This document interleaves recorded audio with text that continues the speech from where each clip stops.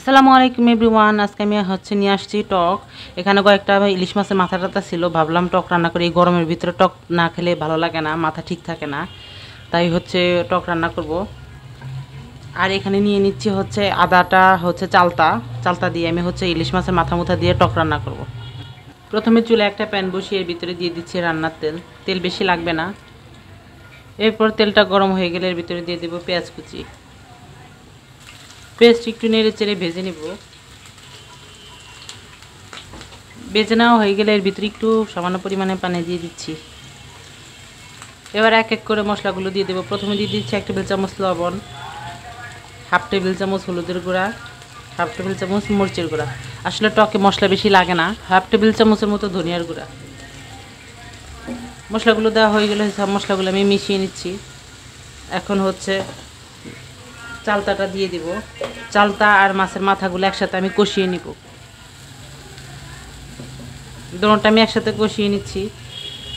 আসলে টকে মশলা বেশি দিলে খেতে ভালো লাগে না, এটা হালকা হালকা ঝোল থাকবে, খেতে খুব ভালো লাগে। একটু টক টক ভাত থাকবে।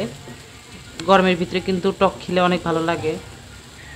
রান্না করতে বেশি ঝামেলা নাই, টকে বেশি ঝামেলা লাগে না। এ পর্যায়ে চালতা আর মাছের মাথাগুলো কষানো হয়ে গেছে। এখন আমি পরিমাণ মতো পানি দিয়ে দিব। ঝোল একটু পাতলা রাখবো, তাই আমি একটু পানির পরিমাণ একটু বেশি দিচ্ছি। টকে আসলে ঝোল না খেলে ভালো লাগে না।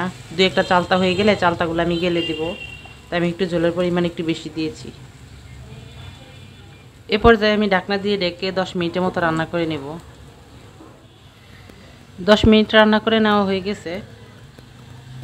সুন্দরভাবে সিদ্ধ হয়ে গেছে চালতাটা। এখন 2-1টা চালতা আমি গেলে দিব, যাতে টকটা বের হয়।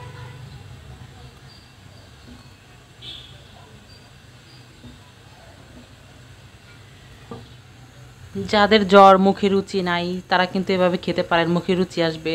যাদের জ্বর আসছে তাদের এভাবে কিছু না খেতে পারলেও টক রান্না করে কয়েকটা ভাত দিবেন, দেখবেন খেতে পারবে, পেট ভরে ভাত খাবে। এভাবে রান্না করে খেয়ে দেখবেন আর আমাকে কমেন্ট বক্সে জানাবেন কেমন হয়েছে। এখন পরিবেশন করে নিব। হয়ে গেছে। একটু ঝোল ঝোল রাখবো, টকে একটু ঝোল হইলে ভালো লাগে, খেতেও ভালো লাগে। ঝোল না হইলে ভালো লাগে না। টক হয়ে গেছে একদম টক টক। আমি কয়েকটা চালতা এভাবে গেলে দিয়েছি, যাতে টকটা বের হয়। এ পর্যায়ে আমি এখন পরিবেশন করে নিব। ভিডিওটি যদি ভালো লাগে সবাই লাইক কমেন্ট শেয়ার করে দেবেন। দেখা হবে নেক্সট ভিডিওতে। আজকের মতো এখানে বিদায় নিচ্ছি। আল্লাহ হাফেজ।